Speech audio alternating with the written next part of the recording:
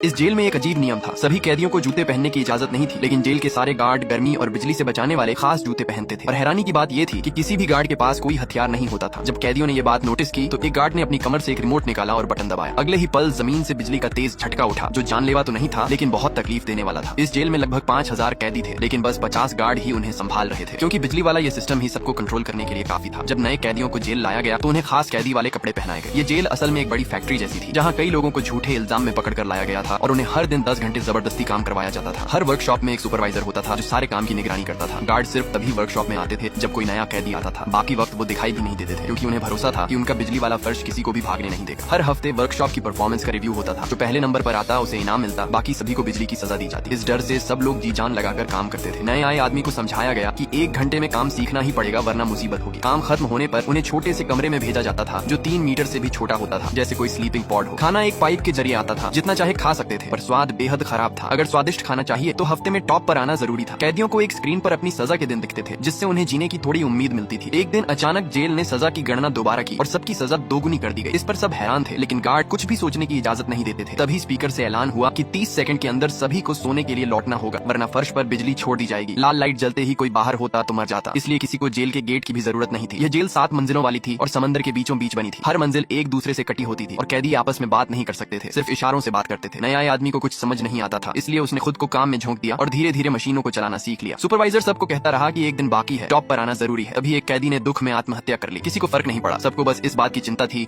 कि अब एक आदमी कम हो गया तो काम में देर हो जाएगी, जिससे सजा मिल सकती है। नंबर 3, मशीन पर काम करने वाले गिरकर चौथे नंबर पर आ चुके थे। सब दौड़ भाग कर काम में जुट गए, लेकिन वो आदमी जिसने शुरू से भागने का सोच रखा था, वो हर बार टॉयलेट टाइम में पाइप काटने की कोशिश करता था। इसी बीच नए कैदी लाए गए और उस आदमी को एक बात समझ में आई। गार्ड ने जूते नहीं पहने थे और फिर भी उन्हें करंट नहीं लगा, मतलब वो प्लेटफॉर्म बिजली से जुड़ा नहीं था। तभी उसके दिमाग में एक प्लान आया, गार्ड को वहीं मारकर हथियार लेकर भागना। पर वो जानता था कि अकेले कुछ नहीं होगा, सबको साथ मिलाना पड़ेगा। जल्दी ही काम में सुधार हुआ और उनकी टीम टॉप पर आ गई। उन्हें इस बार बिजली की सजा नहीं दी गई। तभी किसी ने बताया कि दूसरी मंजिल पर कुछ बहुत बड़ा हुआ है, पूरे 500 कैदी बिजली से मारे गए। इसीलिए उस दिन थोड़ी देर के लिए बिजली भी चली गई थी। सुपरवाइजर को भी ये सब सुनकर शक होने लगा, लेकिन उसने कहा कि जब तक कुछ पक्का नहीं पता तब तक बस काम करो। फिर एक बूढ़ा कैदी थक कर गिर पड़ा। डॉक्टर बुलाया गया जो खुद भी कैदी था। उसने चुपचाप कहा, ये बूढ़ा वैसे भी नहीं बचेगा, यहाँ कोई कैदी जिंदा जेल से बाहर नहीं जा सकता।